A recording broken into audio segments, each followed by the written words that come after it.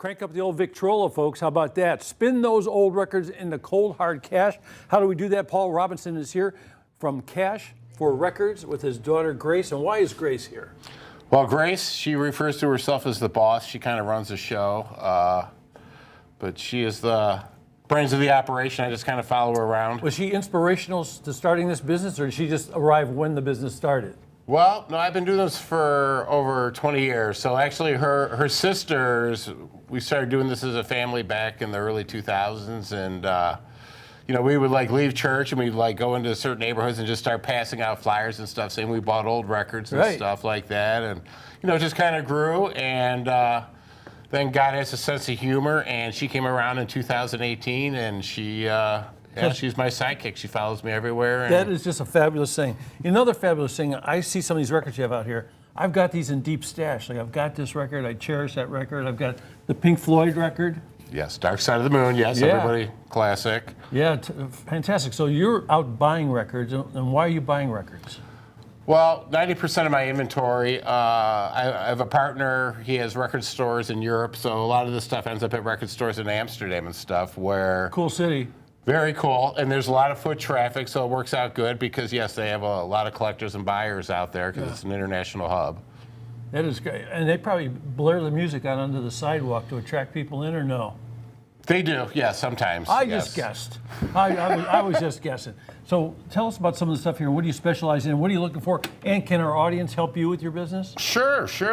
I specialize like in jazz, like Charles Mingus. Funkadelic, R&B, and stuff like that. Cleveland was, you know, very much a hotbed for jazz back in the day. Leo's Casino, and, the Loop Lounge, and Chatterbox, and yeah. I mean, I've learned a lot about the Cleveland history of music, you know, over the years, just talking to old timers and going to buy records over the years and stuff like that. It's Leo's Casino. You remember all that stuff? Well, I don't. I was too young. But yes. Well, here's somebody that's too young. So, what do you think of this business? What do you like about it? I like that I can help Dad do some things. Yeah, what do you help him with the most? I help him package up some things, and I help him put stuff in ABC order. Yeah, so when you guys are working, you guys like set up, you guys listen to music at all, or? Yeah. Yeah, so what's your favorite music? Your dad's is jazz, I think. Christian. You like Christian music? That's great. So are you a singer too? Yeah. You gonna be a musician? Yeah. What are you gonna play?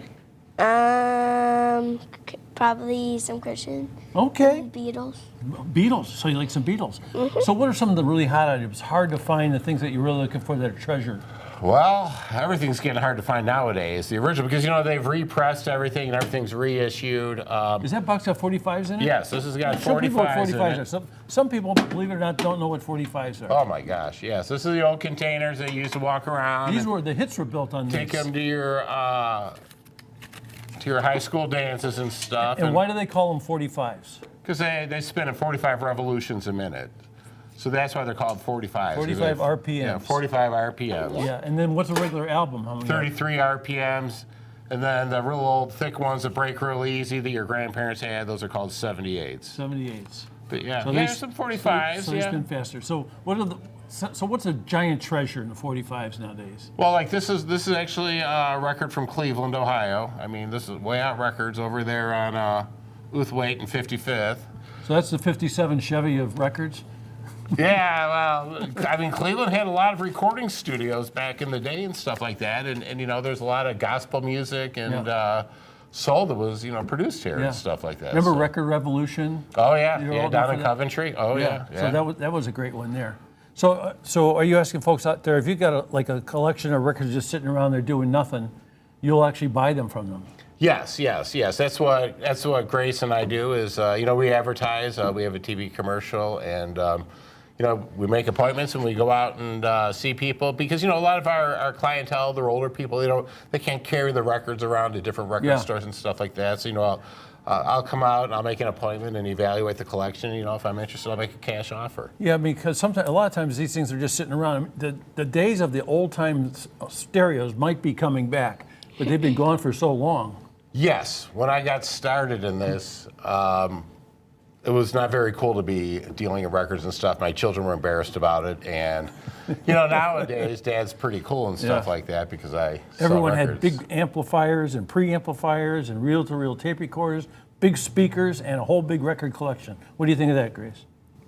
Yeah, Pretty, I like it. pretty cool. So your dad's a pretty cool guy then, right? Yep. Okay, there's some information on the screen right there if you want to talk about liquidating your collection that you no longer listen to because you listen to it another way. He's the man, and you're the little lady, right? I'm a guy and she's the lady. Well, thank you very much. Thanks for joining us today.